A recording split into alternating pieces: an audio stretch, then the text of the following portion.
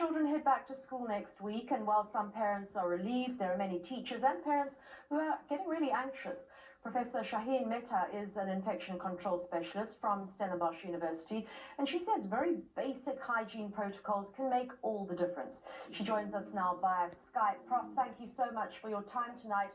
Prof, washing hands, wearing masks, what else can we do to prepare our children this week ahead of next week and the going back to school?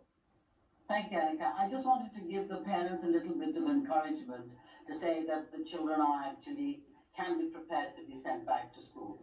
But first of all, it's worth knowing that if the child is under the age of 7, they don't have to wear a mask.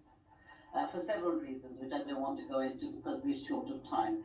They don't transfer, but also it's dangerous to let them wear a mask. It's important that we prepare our child. You must prepare your child that this is not going to be the same as before, so you can't hug and kiss. You have to maintain your distance. And if children are going to go to school, like the grade 7s or older, wearing a mask, they must have a mask break every 2 hours so that they can take it off, go somewhere outside in the open, breathe properly, and then maybe put their mask back on again. Children with disabilities like deafness or autism find it really difficult, obviously, so we would advise that they have face shields on. And the teachers, of course, as we've seen in the previous slide, is that they've got face shields and masks on. And the children must be advised on hand hygiene, and the teachers should emphasize that, keeping a distance and also making sure that they wipe the area that they're in quite frequently, like the desk and so on. It's a good idea to laminate your books so that you can wipe them over and keep your phone in a little Ziploc bag so that it can be wiped. And those are the sort of basic things that I would advise for the child. I don't know whether they'll be traveling in private transport or in public transport, but there again, they have to be advised on how to do that. Professor, a quick last question here. Is it a good idea, I've heard this parents have been asking, is it a good idea to ask your children to take off their clothes and have a shower when they get home from school? Okay, that's a good one. As soon as the child comes in, it's best to just take the mask off immediately, put it away, wash their hands and face.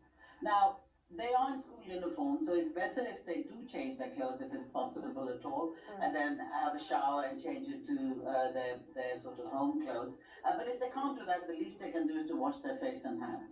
But there's another thing which I wanted to raise, which is a big problem with schools where they started installing disinfection tunnels, where they were spraying the children and the population and the teachers and so on. That is seriously dangerous and has got to be stopped immediately, because it does aggravate the skin, and it does cause big problems with asthma and problems with respiratory tract of children. The other thing I wanted to say is that if somebody's found positive in school, there's no need to panic. There really is the need to close everything down and just shut it down for 4 days.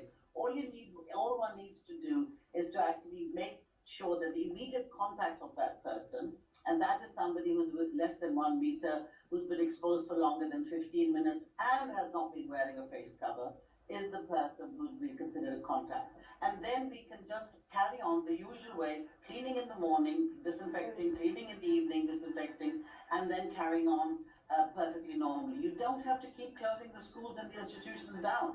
And I don't understand why one would want to do that.